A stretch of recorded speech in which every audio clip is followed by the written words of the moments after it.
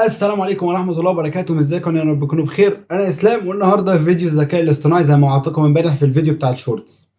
أتمنى إن شاء الله الفيديو ده يعجبكم وتبقى عودة قوية كده دسمة مليانة بالمعلومات اللي تهمك جدا في المجال ده.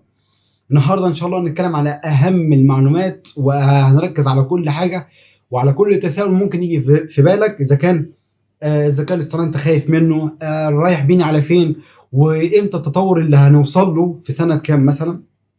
اللي نخاف من الذكاء الاصطناعي فيه، او الذكاء الاصطناعي يوصل لمرحله ان احنا هنوصل ان احنا مرعوبين من درجه التطور اللي هو وصل لها. كل ده هقوله لك في حلقه النهارده، وان شاء الله تبقى حلقه جامده وهتعجبك قوي. فما تنساش تشترك في القناه وتفعل زر الجرس ولايك جميل كده منك على اليوتيوب. يلا بينا على حلقتنا النهارده. اول نقطه معانا ان احنا اول تساؤل كده بيجي في بالنا، هو فعلا الذكاء الاصطناعي هياخد مكاننا فعلا؟ لو كنت فاكر كده حوالي من سنتين 3 كنا بنعمل على الحوار ده ميمز، بس النهارده ما بقاش ميمز، والنهارده بقى في فيديوهات بتتصنع على الموضوع ده، زي فيديو النهارده كده بنعمله لك عشان نوضح لك كل حاجه وصلت لحد فين. فخليني اقول لك بس، هو الذكاء الاصطناعي اصلا وصل تطوره لحد فين ليومنا هذا.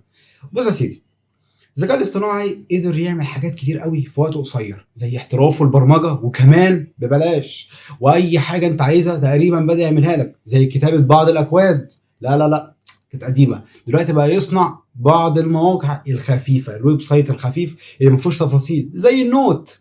بدا كتير قوي ناس تقول له اعمل لي نوت، ولكن بمواصفات معينه، ويكتب له التفاصيل اللي عايزها يبقى في النوت دي.